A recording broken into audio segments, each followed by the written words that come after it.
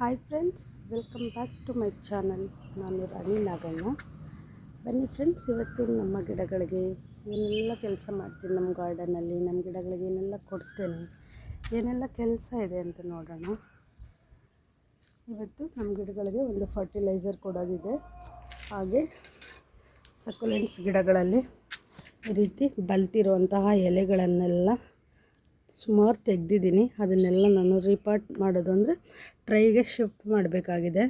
ಇವನ್ನೆಲ್ಲ ತೆಗಿಲಿಲ್ಲ ಅಂದರೆ ಇವೆಲ್ಲ ಉದುರಿ ನಮ್ಮ ಗಾರ್ಡನ್ನ ಗಲೀಜು ಮಾಡ್ತವೆ, ಅಂದರೆ ಕಸ ಆಗೋಗುತ್ತೆ. ಹಾಗಾಗಿ ನಾವು ಈ ರೀತಿ ಕಲರ್ ಚೇಂಜ್ ಆದಾಗ ಈ ಎಲೆಗಳನ್ನ ನಾವೇ ತೆಗೆದುಬಿಡಬೇಕು. ಇಷ್ಟು ದಿನ ನಾನು ತುಂಬ ಲೇಟಾಯಿತು ತೆಗಿಯೋದು, ಅದಕ್ಕೆ ನಮ್ಮ ಗಾರ್ಡನ್ ಸಕ್ಯುಲೆಂಟ್ಸಿಂದ ಸ್ವಲ್ಪ ಗಲೀಜಾಗಿ ಕಾಣಿಸ್ತಿತ್ತು. ತುಂಬ ಉದುರ್ತಾ ಇತ್ತು ಎಲೆಗಳು, ಏಕೆಂದರೆ ಸೆಕೆ ಇದ್ದಿದ್ದರಿಂದ ನಾವು ಏನೂ ಕೆಲಸನೇ ಮಾಡಿರಲಿಲ್ಲ ತುಂಬ ತಿಂಗಳ ಗಟ್ಟಲೆಯಿಂದ. ಹಾಗಾಗಿ ಪ್ರಾಬ್ಲಮ್ ಆಗಿತ್ತು. ಈಗೆಲ್ಲ ಕೆಲಸಗಳು ಸುಮಾರು ನಮ್ಮ ಗಾರ್ಡನ್ನ 90% ಅಷ್ಟು ಕೆಲಸ ಮುಗಿದಿದೆ. ನನ್ನ ಬಾಕಿ ಒಂದು 10% ಅಷ್ಟು ಕೆಲಸ ಇದೆ, ಅದನ್ನು ಮಾಡ್ಕೊಳ್ತಾ ಇದ್ದೀನಿ. ಡೈಲಿ ಕೆಲಸ ನಡೀತಾನೆ ಇರುತ್ತೆ, ಎಲ್ಲವನ್ನು ವೀಡಿಯೋ ಮಾಡೋಕ್ಕಾಗಲ್ಲ, ಹಾಗಾಗಿ ನಾನು ಮಾಡಲ್ಲ ಅಷ್ಟೇ. ಕೆಲಸ ಮಾಡಲೇಬೇಕು ಗಾರ್ಡನ್ ಇದ್ಮೇಲೆ. ಯಾರೋ ಕೇಳ್ತಾಯಿದ್ರು, ನೀವು ಎಷ್ಟು ಅವರ್ ಗಾರ್ಡನಲ್ಲಿ ಕೆಲಸ ಮಾಡ್ತೀರಾ, ಇಷ್ಟೆಲ್ಲ ಮೇಂಟೈನ್ ಮಾಡ್ತೀರಲ್ಲ ಅಂತ. ನಾನು ಡೈಲಿ ಗಾರ್ಡನ್ ಕೆಲಸವನ್ನು ಮಾಡಲ್ಲ, ಡೈಲಿ ಜಸ್ಟ್ ನೀರು ಹಾಕಿ ಮನೆಗೆ ಹೋಗ್ತೀನಿ ಅಷ್ಟೇ. ಡೈಲಿ ಬೆಳಿಗ್ಗೆ 1 ಅವರ್, ಸಾಯಂಕಾಲ 1 ಅವರ್ ಆಗುತ್ತೆ. ಬೆಳಿಗ್ಗೆ ಜಾಸ್ತಿ ಟೈಮ್ ಕೊಡಲ್ಲ, ಬರೀ ನೀರು ಹಾಕಿ ಹೋಗ್ತೀನಿ. ಏನೇ ಕ್ಲೀನ್ ಮಾಡೋ ಅಂಥದ್ದು ಮತ್ತು ಏನೇ ಕೆಲಸ ಇದ್ದರೂ ತಂಪೊತ್ತಲ್ಲೇ ಮಾಡೋದು. ಅಥವಾ ತುಂಬ ಹಾರ್ಡ್ ವರ್ಕ್ ಅಂದರೆ ತುಂಬ ರಿಪಾಟಿಂಗ್ ಅವೆಲ್ಲ ನಾನು ಒಟ್ಟೊಟ್ಟಿಗೆ ಇಟ್ಕೊಂಡು ಬಿಡ್ತೀನಿ. ಅವಾಗ ಮುಗಿಸಲ್ಲ ಅವನ್ನೆಲ್ಲ.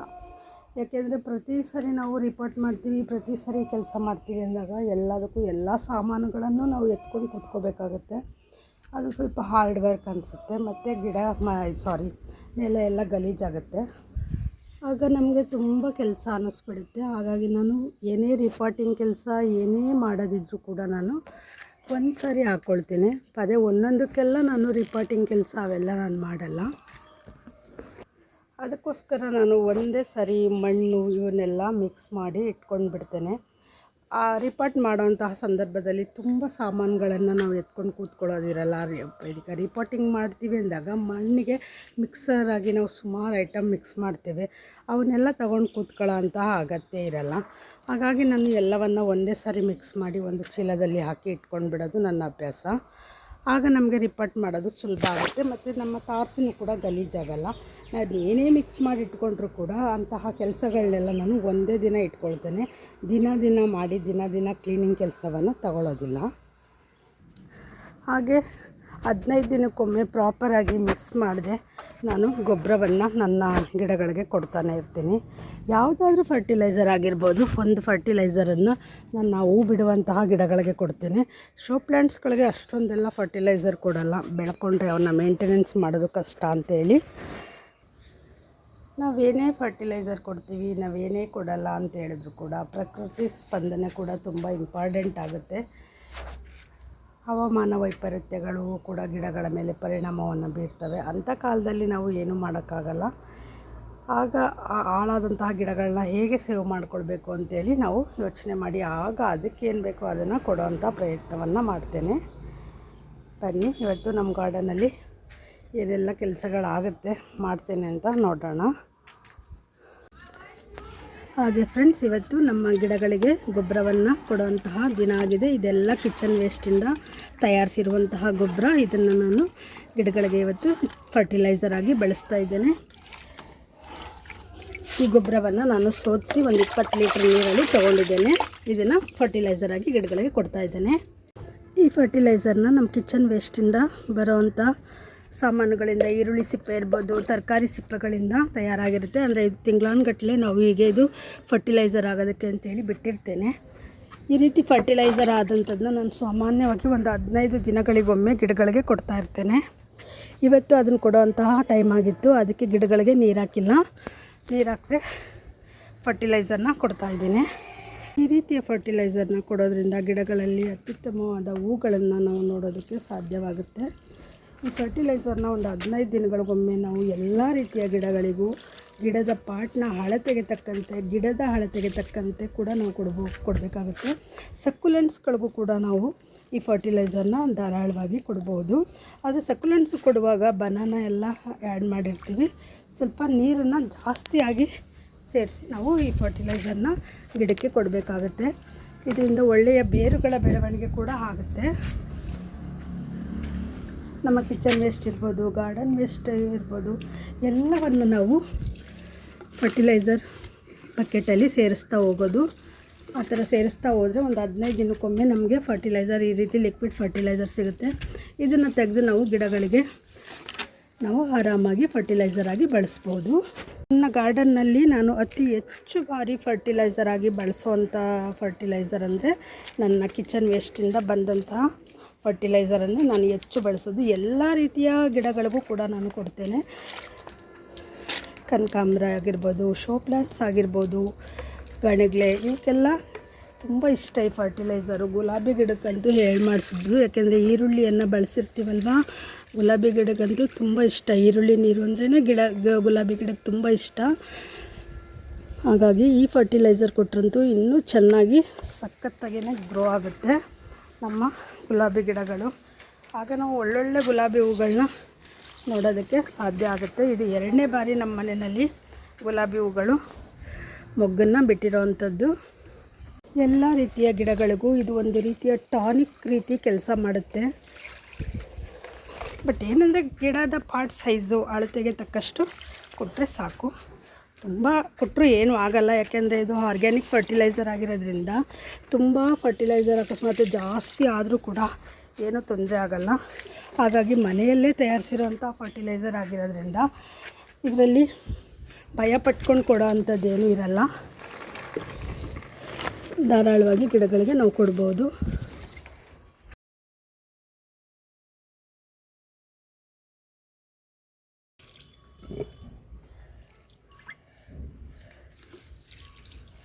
ಹಾಗೆ ನಾನು ಈ ಫರ್ಟಿಲೈಸರ್ನ ಸಕ್ಯುಲೆಂಟ್ಸ್ ಗಿಡಗಳಿಗೂ ಕೂಡ ಕೊಡ್ತಾ ಇದ್ದೇನೆ. ಸಕ್ಯುಲೆಂಟ್ಸ್ ಗಿಡಗಳಿಗೆ ಕೊಡಬೇಕಾದ್ರೆ ಸ್ವಲ್ಪ ನೀರನ್ನ ಜಾಸ್ತಿ ಮಾಡ್ಕೊಂಡಿದ್ದೇನೆ. ನಮ್ಮ ಮನೆಯ ಸಕ್ಯುಲೆಂಟ್ಸ್ ಗಿಡಗಳಿಗೆ ನಾನು ಯಾವಾಗಲೂ ಬಳಸೋವಂಥದ್ದು ಇದೇ ಫರ್ಟಿಲೈಸರು. ಇನ್ಯಾವುದೇ ರೀತಿ ಫರ್ಟಿಲೈಸರ್ಗಳನ್ನ ನಾನು ಈ ಗಿಡಗಳಿಗೆ ಬಳಸೋದಿಲ್ಲ. ಇದೇನು ಸ್ವಲ್ಪ ಗಿಡಗಳ ಮೇಲೆ ಬಿದ್ದರೂ ಕೂಡ ಏನೂ ಆಗಲ್ಲ ಗಿಡ, ಹಾಗಾಗಿ ಆರಾಮಾಗಿ ಕೊಡ್ಬೋದು. ಸ್ವಲ್ಪ ನೀರನ್ನ ಜಾಸ್ತಿ ಮಿಕ್ಸ್ ಮಾಡ್ಕೊಂಡಿರ್ತೇನೆ. ಹಾರ್ಡಿ ಪ್ಲ್ಯಾಂಟ್ಗಿಂತ ಸ್ವಲ್ಪ ಇದಕ್ಕೆ ಜಾಸ್ತಿ ನೀರು ಮಿಕ್ಸ್ ಮಾಡಿರ್ತೇನೆ. ಮಿಕ್ಸ್ ಮಾಡಿ ಎಲ್ಲ ರೀತಿಯ ಸಕ್ಯುಲೆಂಟ್ಸ್ಗೂ ಕೂಡ ಇದೇ ಫರ್ಟಿಲೈಸರ್ನ ನಾನು ಕೊಡೋವಂಥದ್ದು. ಹೀಗೆ ಎಲ್ಲ ರೀತಿಯ ಗಿಡಗಳಿಗೂ ಫರ್ಟಿಲೈಸರ್ನ ಕೊಟ್ಟು ನನ್ನ ಇವತ್ತಿನ ಕೆಲಸವನ್ನು ಮುಗಿಸ್ತಾ ಇದ್ದೇನೆ ವಿಡಿಯೋವನ್ನು. ಈ ಫರ್ಟಿಲೈಸರ್ ತಯಾರಿಕೆಯಲ್ಲಿ ನಾವು ಎಲ್ಲ ರೀತಿಯ ಬೇಳೆಕಾಳುಗಳನ್ನು ಕೂಡ ನಾವು ಹೊಸದಾಗಿ ಹಾಕಿ ಮುಚ್ಚಿ ಇಡ್ತೇನೆ. ಇದರಲ್ಲಿ ಈರುಳ್ಳಿ ಸಿಪ್ಪೆ, ಬೆಳ್ಳುಳ್ಳಿ ಸಿಪ್ಪೆ, ಟೊಮೊಟೊ ಹಣ್ಣುಗಳು ಹಾಳಾದಂಥವು, ಅಥವಾ ನಮ್ಮ ಮನೆಯಲ್ಲಿ ಬರುವಂತಹ ಬಾಳೆಹಣ್ಣಿನ ಸಿಪ್ಪೆ ಇರ್ಬೋದು, ಎಲ್ಲ ರೀತಿಯ ತರಕಾರಿ ಮತ್ತು ಹಣ್ಣುಗಳ ಸಿಪ್ಪೆಗಳನ್ನು ಅಥವಾ ಕೊಳೆತಂತಹ ಹಣ್ಣುಗಳನ್ನು ಸಿಪ್ಪೆಗಳನ್ನು ಇಲ್ಲಿ ಹಾಕಿರ್ತೀವಿ. ಕಾಳುಗಳನ್ನು ಮಾತ್ರ ಚೆನ್ನಾಗಿರುವಂತಹ ಕಾಳುಗಳನ್ನೇ ನಾನು ಇಲ್ಲಿ ಅಕ್ಕಿ ಬೇಳೆಕಾಳುಗಳನ್ನು ಹಾಕಿ ನಾನು ಇದನ್ನು ಫರ್ಟಿಲೈಸರ್ ಆಗೋದಕ್ಕೆ ಬಿಡ್ತೇನೆ. ಒಂದು 15 ಡೇಸ್ಗೆ ಸಾರಿ ಇದನ್ನು ತೆಗೆದು ನಾನು ಗಿಡಗಳಿಗೆ ಕೊಡುವಂತಹ ಕೆಲಸವನ್ನು ಮಾಡ್ತೇನೆ. ಕೊಟ್ಟು ಫರ್ಟಿಲೈಸರ್ನೆಲ್ಲ ಮುಗಿದ ನಂತರ ಈಗ ಉಳಿದಿರುವಂತಹ ಈ ಇದಕ್ಕೆ ನಾನು ಮತ್ತೆ ನೀರನ್ನ ಆ್ಯಡ್ ಮಾಡಿ ಇದು ಫರ್ಟಿಲೈಸರ್ ಆಗೋದಕ್ಕೆ ಮತ್ತು ಹೊಸ ಇಂಗ್ರೀಡಿಯೆಂಟ್ಸ್ ಕಾಳುಗಳನ್ನು ಮಿಕ್ಸ್ ಮಾಡಿ ಇದನ್ನು ಮತ್ತೆ ಫರ್ಟಿಲೈಸರ್ ಆಗೋದಕ್ಕೆ ನಾನು ಬಿಡ್ತೇನೆ. ಇದು ಮೊದಲಿಗೆ ನನ್ನ ಹತ್ರ ಇಷ್ಟೊಂದು ಸಕ್ಯುಲೆಂಟ್ಸ್ ಲೀಫ್ಗಳು ಸಿಕ್ಕಿದೆ. ಸುಮಾರು ನೋಡ್ಬೋದು, ಒಂದು 100 ಲೀಫ್ ನನಗೆ ಸಿಕ್ಕಿದೆ.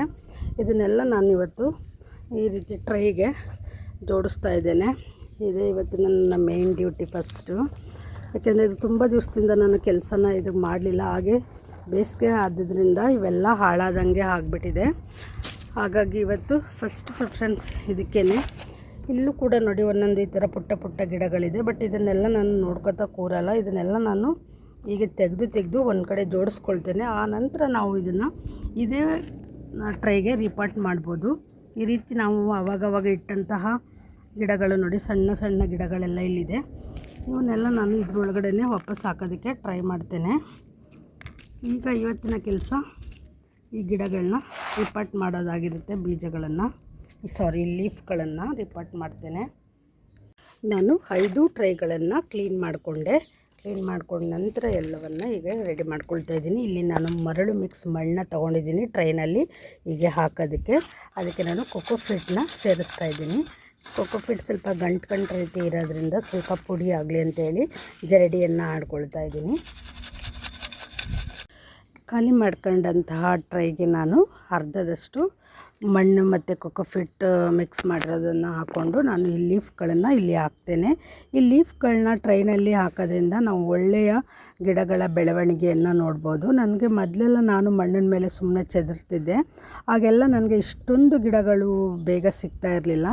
ಈಗ ಟ್ರೈನಲ್ಲಿ ಹಾಕೋದ್ರಿಂದ ಗಿಡಗಳು ಫಂಗಸ್ ಆಗೋದಾಗಲಿ ಒಂದಕ್ಕೊಂದಕ್ಕೆ ಅಟ್ಯಾಚ್ ಆಗೋದಾಗಲಿ ಆಗಿ ಸಾಯುವಂತಹ ಕ್ರಿಯೆ ಸ್ವಲ್ಪ ಕಡಿಮೆ ಆಗಿರುತ್ತೆ. ಹಾಗಾಗಿ ನಮಗೆ ಹೆಚ್ಚು ಗಿಡಗಳನ್ನು ನನಗೆ ಪಡ್ಕೊಳ್ಳೋದಕ್ಕೆ ಆಗುತ್ತೆ.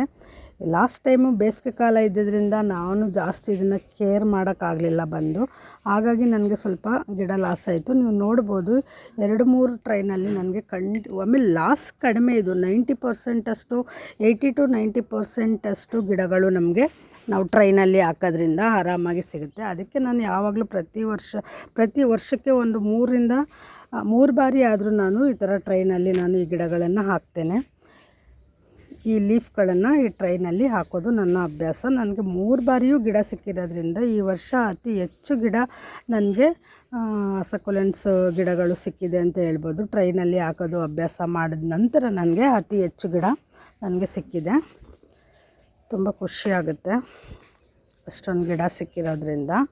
ನೀವು ಯಾರಾದರೂ ಗಿಡಗಳನ್ನು ಇದನ್ನ ಜಾಸ್ತಿ ಮಾಡ್ಕೋಬೇಕು ಅಂದರೆ ಈ ರೀತಿ ಟ್ರೈನಲ್ಲಿ ಹಾಕಿ. ಆಗ ನಮಗೆ ಇದಕ್ಕೆ ಟ್ರೈನಲ್ಲಿ ಹಾಕುವಾಗ ಮಣ್ಣಿಗೆ ಗೊಬ್ಬರ ಎಲ್ಲ ಏನೂ ಹಾಕಬೇಡಿ. ಮಣ್ಣಿಗೆ ಗೊಬ್ಬರ ಸೇರಿಸ್ಬಿಟ್ರೆ ಫಂಗಸ್ ಆಗುವಂಥದ್ದು ಆಗುತ್ತೆ. ಗಿಡ ಎಲೆಗಳು ಫಂಗಸ್ ಆಗಿ ಸಾಯೋ ಅಂಥದ್ದು ಆಗುತ್ತೆ.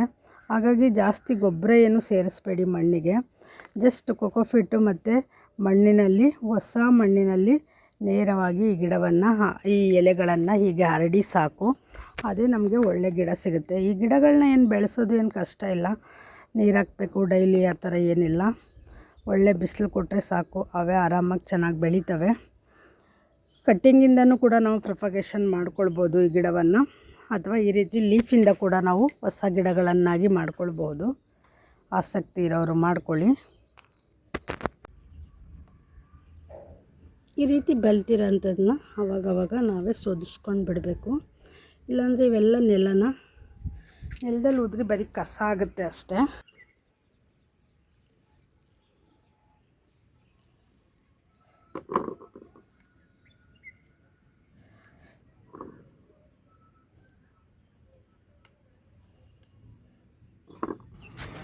ಎಲ್ಲ ಲೀಫ್ಗಳನ್ನು 5 ಟ್ರೈಗೆ ನಾನು ಹಾಕಿದ್ದೀನಿ. ಹಾಕಿ ನಂತರ ಇದಕ್ಕೆಲ್ಲ ಈ ರೀತಿ ವಾಟರ್ ಸ್ಪ್ರೇ ಮಾಡ್ತಾಯಿದ್ದೀನಿ. ಇವಕ್ಕೆಲ್ಲ ನಾವು 2 ಡೇಸ್ ಒಮ್ಮೆ ಆದರೂ ಕೂಡ ಈ ಥರ ವಾಟರ್ನ ಸ್ಪ್ರೇ ಮಾಡಬೇಕಾಗುತ್ತೆ. ಡೈಲಿ ನೀರು ಹಾಕೋ ಅಂತಹ ಅಗತ್ಯ ಇಲ್ಲ. 1 ದಿವಸ ಹಾಕಿ 3 ದಿವಸ ಹಾಕ್ತಾಯಿದ್ರೂ ಕೂಡ ನಡೆಯುತ್ತೆ.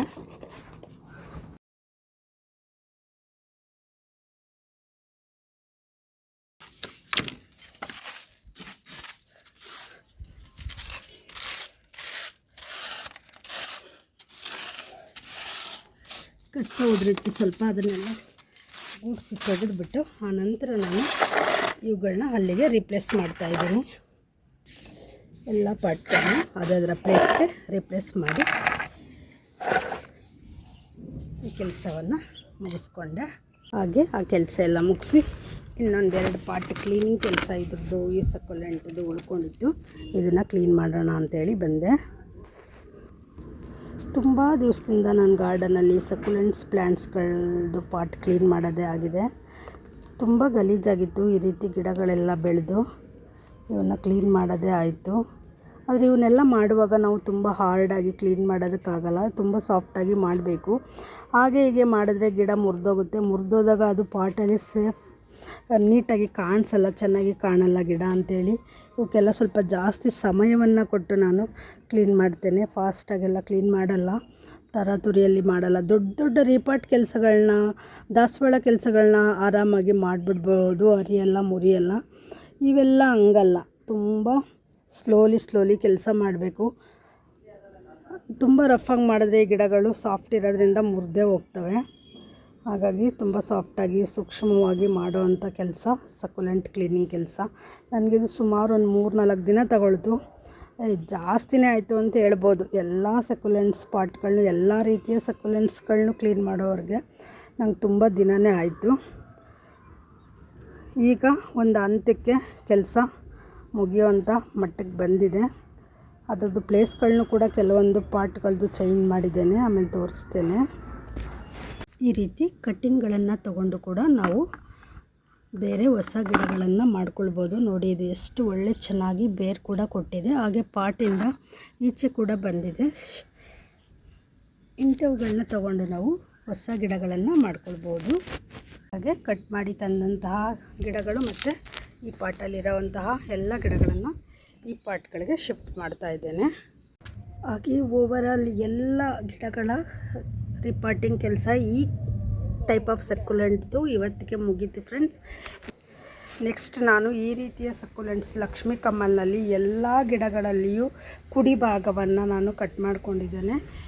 ಕಟ್ ಮಾಡಿಕೊಂಡು ಅದರಲ್ಲಿ ಇರೋವಂತಹ ಡಸ್ಟು ಮತ್ತು ವೇಸ್ಟ್ಗಳನ್ನೆಲ್ಲ ತೆಗೆದು ಈ ರೀತಿ ರೆಡಿ ಮಾಡಿ ಇಟ್ಕೊಂಡಿದ್ದೇನೆ. ಇದನ್ನು ರಿಪಾರ್ಟ್ ಮಾಡ್ಕೊಳ್ತಾನೆ ಬೇರೆ ಒಂದು ಪಾಟ್ಗೆ. ಈ ಗಿಡಗಳಲ್ಲಿಯೂ ಅಷ್ಟೇ ಅಲ್ಲಲ್ಲೇ ಕುಡಿ ಭಾಗದಲ್ಲಿ ಒಳ್ಳೆಯ ಗಿಡಗಳು ಬೆಳವಣಿಗೆ ಸ್ಟಾರ್ಟ್ ಆಗುತ್ತೆ. ಅಂತಹ ಸಂದರ್ಭದಲ್ಲಿ ನಾವು ಮೇಲ್ಗಡೆ ಈ ರೀತಿ ದಪ್ಪ ಇರುವಂತಹ ಗಿಡಗಳನ್ನ ಕಟ್ ಮಾಡ್ಕೊಳ್ಬೇಕು. ನಾವು ಕಟ್ ಮಾಡ್ಕೊಳ್ಳಿಲ್ಲ ಅಂದರೆ ಒಳಗಡೆಯಿಂದನೇ ಗಿಡಗಳು ಹಾಳಾಗೋದಕ್ಕೆ ಸ್ಟಾರ್ಟ್ ಆಗುತ್ತೆ. ಹಾಗಾಗಿ ಕಟ್ ಮಾಡ್ಕೊಂಡಿದ್ದೇನೆ. ಇದಕ್ಕೆ ಸಾಧ್ಯವಾದಷ್ಟು ನೀರು ಹೆಚ್ಚು ಇರಬೇಕು ಅನಿಸುತ್ತೆ, ಬಿಸಿಲು ಕಡಿಮೆ ಇರಬೇಕು. ಈ ಗಿಡಗಳಿಗೆ ನೀರು ಸ್ವಲ್ಪ ಜಾಸ್ತಿನೇ ಹಾಕಬೇಕು. ಹಾಗಾಗಿ ನಾನು ಓಲಿಲ್ದೇ ಇರೋ ಪಾಟಲ್ಲಿ ಹಾಕಿದ್ದೀನಿ. ನೀರು ಕೊಟ್ಟರಂತೂ ತುಂಬ ಚೆನ್ನಾಗಿ ಈ ಗಿಡ ಬೆಳೆಯುತ್ತೆ.